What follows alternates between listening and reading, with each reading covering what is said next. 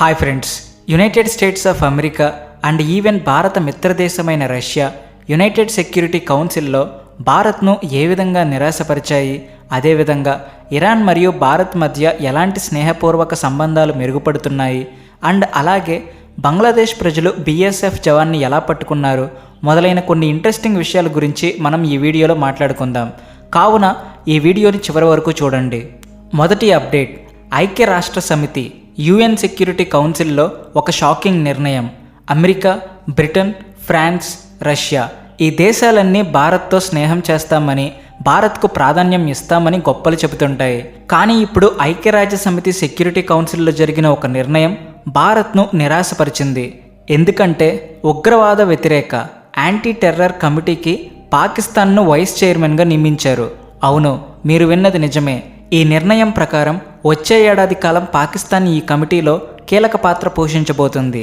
ఈ కమిటీలో chairman, vice చైర్మన్లను ఎన్నుకోవడానికి 5 శాశ్వత సభ్య దేశాలు, 10 తాత్కాలిక సభ్య దేశాలు కలిసి సమావేశాలు, చర్చలు జరుపుతాయి. ఈ ప్రక్రియలో దేశాల జియోపొలిటికల్ బ్యాలెన్స్, ఉగ్రవాద నిరోధక సామర్థ్యం, ఆసక్తి వంటి అంశాలను పరిగణలోకి తీసుకుంటారు. కానీ ఇప్పుడు ఆశ్చర్యం ఏమిటంటే ఉగ్రవాదాన్ని ప్రోత్సహించి రాజకీయంగా ఉపయోగిస్తున్న, ప్రపంచవ్యాప్తంగా ఉగ్రవాద సంస్థలకు సహకరిస్తున్న ఒక దేశానికి ఈ బాధ్యత ఇవ్వడం అంటే బ్యాంకు దొంగకు కాపలాకు కీలు ఇచ్చినట్టే. ఇటీవల పహల్గాంలో పాక్ ఉగ్రవాదులు దాడి చేసి భారతీయులను మతం పేరుతో హత్యలు చేశారు. అలాంటి దేశానికి ఈ బాధ్యత ఇవ్వడం భారత్కు ఎంత పెద్ద ఎదురుదెబ్బో మీరే ఆలోచించండి. అమెరికా, బ్రిటన్, ఫ్రాన్స్, రష్యా వంటి శాశ్వత సభ్య దేశాలు ఈ నిర్ణయాన్ని ఆపలేదు. కావున జియోపాలిటిక్స్లో ఎప్పుడు ఏం జరుగుతుందో ఎవ్వరూ ఊహించలేరు. ఇక్కడ శాశ్వత మిత్రులు, శత్రువులు అనే భావనే ఉండదని మరోసారి రుజువైంది. నెంబర్ 2, ఇరాన్ నుంచి శుభవార్త. ఇక మరో ముఖ్యమైన అప్డేట్, ఇరాన్లో కిడ్నాప్ అయిన 3 భారతీయులను ఇరాన్ సెక్యూరిటీ ఫోర్సెస్ అండ్ పోలీసులు కాపాడారు. ఈ 3 పంజాబ్కు చెందినవారు. ఒక ట్రావెల్ ఏజెంట్ వీరిని ఆస్ట్రేలియాకు వర్క్ వీసాపై పంపుతామని ఇరాన్కు తీసుకెళ్లి అక్కడ వారిని కిడ్నాప్ చేశారు. 30 రోజులకు పైగా బందీగా ఉన్న వీరిని ఇరాన్ పోలీసులు దక్షిణ ఇరాన్లో గుర్తించి కిడ్నాపర్లను అరెస్ట్ చేసి వీరిని సురక్షితంగా విడిపించారు. నెంబర్ 3, ఎలాన్ మస్క్తో టెస్లా చర్చలు. ఇప్పుడు ఎలాన్ మస్క్ టెస్లా కంపెనీ గురించి మాట్లాడుకుంటే టెస్లా ఎలక్ట్రిక్ వాహనాలు భారత్లో ప్రవేశించడానికి ఎన్నో ఏళ్లుగా చర్చలు జరుగుతున్నాయి. భారత ప్రభుత్వం ఈ విషయంలో చాలా విషయాల్లో కాంప్రమైజ్ చేసేందుకు సిద్ధమైంది. ఎలక్ట్రిక్ వాహనాల విధానాన్ని కూడా మార్చి టెస్లాకు 15% దిగుమతి సుంకం మాత్రమే విధించే ఆఫర్ ఇచ్చింది. కానీ ఒక షరతు, 3 ఏళ్లలోపు భారత్లో $500 మిలియన్ పెట్టుబడి పెట్టి స్థానిక ఉత్పత్తి యూనిట్ ఏర్పాటు చేయాలి. కానీ టెస్లా ఈ షరతులతో హ్యాపీగా లేదట. వారు భారత్లో తయారీ కేంద్రం ఏర్పాటు చేయడం కంటే కేవలం షోరూంలు తెరిచి కార్లను దిగుమతి చేసి విక్రయించాలని చూస్తున్నారు. ఇది భారత ప్రభుత్వ ఆశలకు ఎదురుదెబ్బ. హుండాయ్, మెర్సిడెస్ బెంజ్, స్కోడా వంటి ఇతర విదేశీ కంపెనీలు భారత్లో పెట్టుబడులకు, ఉత్పత్తి కేంద్రాలకు సిద్ధంగా ఉండగా టెస్లా మాత్రం వెనక్కి తగ్గుతుంది.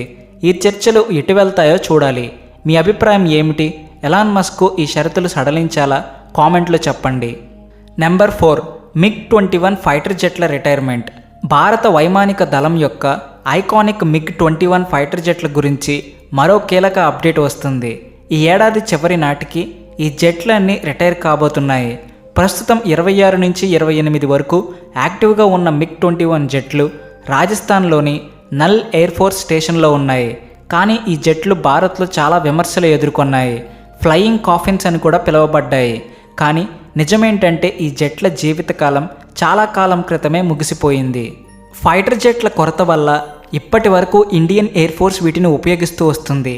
ఈ జెట్లు అనేక యుద్ధాల్లో భారత్కు సేవలందించాయి. కానీ ఇప్పుడు వీటి స్థానంలో కొత్త జెట్లు అవసరం. ఇండియన్ ఎయిర్ ఫోర్స్కు 42 స్క్వాడ్రన్లు కావాలి. కానీ ప్రస్తుతం 31 మాత్రమే ఉన్నాయి. MiG-21 రిటైర్ అయితే ఈ సంఖ్య మరింత తగ్గనుంది. అమెరికా నుంచి తేజస్ జెట్ల ఇంజనీర్ల డెలివరీ ఆలస్యం కావడం కూడా ఈ సమస్యను మరింత తీవ్రం చేస్తుంది. కాగా మోదీ సర్కారు త్వరగా 114 ఫైటర్ జెట్ల టెండర్ను పూర్తి చేయాలని ఆశిద్దాం.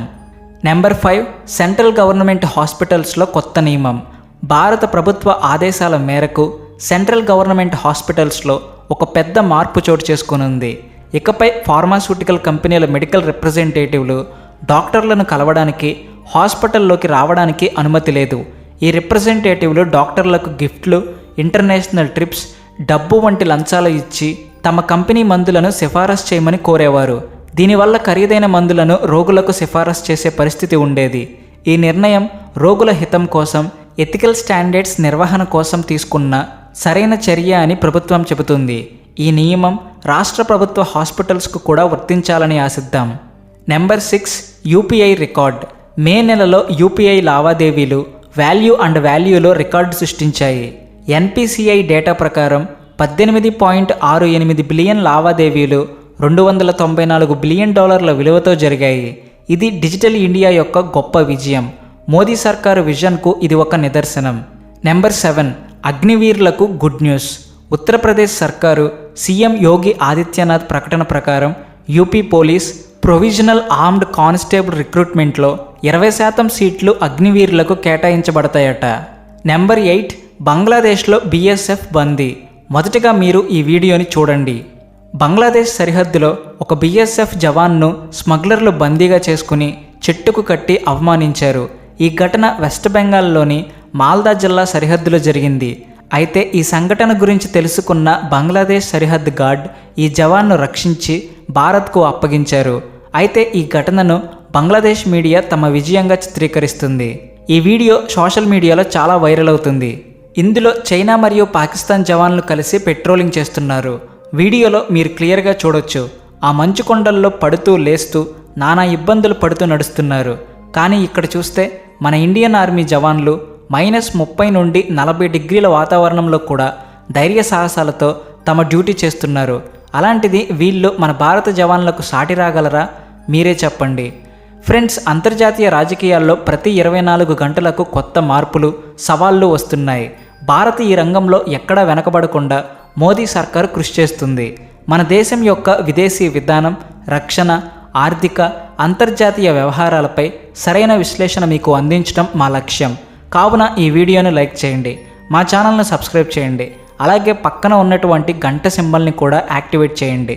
దాంతో మా వీడియోస్ అన్నీ మిస్ కాకుండా మీరే ఫస్ట్ చూడవచ్చు. Thank you friends. Thanks for watching. జై హింద్. వందే మాతరం.